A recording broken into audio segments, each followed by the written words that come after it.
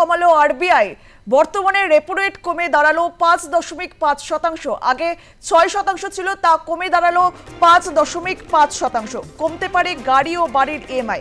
মধ্যবিত্তের জন্য বড় স্বস্তি বলা যেতে পারে। এর আগে রেপো রেট কমিয়ে আনা হয়েছিল 6%, আর এবার 50 বেসিস পয়েন্ট কমে রেপো রেট দাঁড়ালো 5.5%।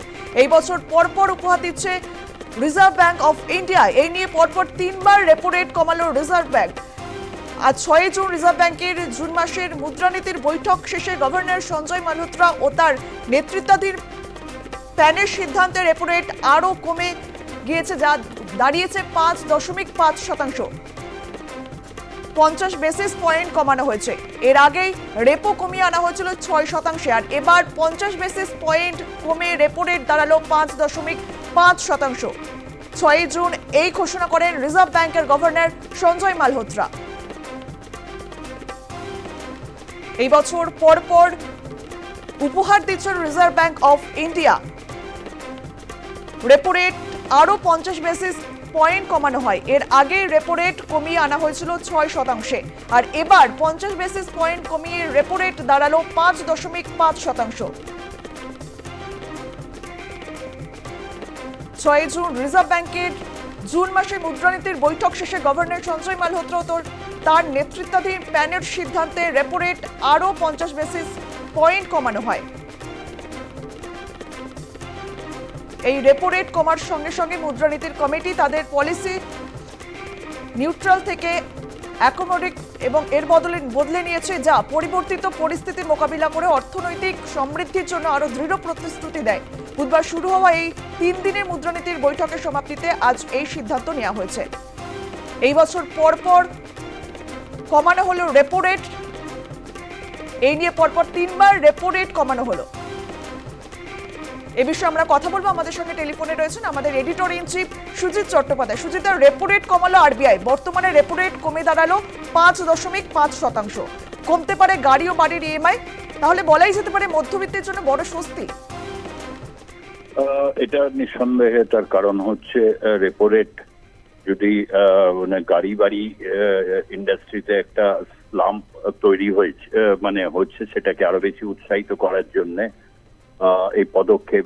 ইদানিং দেখা যাচ্ছে যে ভারতবর্ষের মেট্রো সিটিগুলোতে কস্টলি ফ্ল্যাট যেগুলো আছে, খুবই কস্টলি যেগুলো, সেগুলো বিক্রি এবং কেনার প্রবণতাও বাড়ছে বিভিন্ন ক্ষেত্রে, এবং সেটা আরো বেশি উৎসাহিত হবে। এমনিতে রেপো রেটের একটা চেঞ্জেস সবসময় এটা হতে থাকে। তার কারণ হচ্ছে যেহেতু বাজেটেও এবছর 1 লক্ষ টাকা অবধি কর ছাড় রয়েছে, সেই ক্ষেত্রে একটা মার্কেটে একটু গতি আনার জন্য ইতিমধ্যেই কতগুলো পদক্ষেপ নেওয়া হয়েছে। যেমন কিছু পদক্ষেপের মধ্যে পুরনো নোটগুলোকে বাজার থেকে তুলে বাতিল করা হচ্ছে, এবং তার সাথে এইটা অর্থনৈতিক সংস্কারের একটা পর্যায় হিসাবে রয়েছে। এতে নিঃসন্দেহে মার্কেটের ভোলাটিলিটি বাড়বে আশা করা যায়। তার কারণ যুদ্ধ 3 দিনের এই যুদ্ধের পর অনেকেই ভেবেছিলেন যে একটা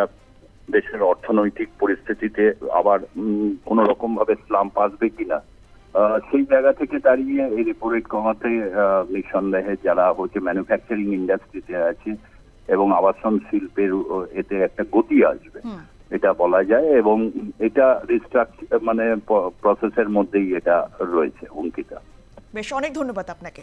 পরপর 3বার রেপো রেট কমালো Reserve Bank of India. 6 June Reserve ব্যাংকের জুন মাসের মুদ্রানীতির বৈঠক শেষে গভর্নর সঞ্জয় মালহোত্রা ও তার নেতৃত্বাধীন প্যানেল সিদ্ধান্তে রেপো রেট আরও 50 বেসিস পয়েন্ট কমানো হয়েছে। এর আগে রেপো রেট কমিয়ে আনা হয়েছিল 6%, আর এবার 50 বেসিস পয়েন্ট কমে রেপো রেট দাঁড়ালো 5.5%। এই ঘোষণা করেন রিজার্ভ ব্যাংকের গভর্নর সঞ্জয় মালহোত্রা। কমতে পারে গাড়ি ও বাড়ির ইএমআই। মধ্যবিত্তের জন্য বড় স্বস্তি বলা যেতে পারে।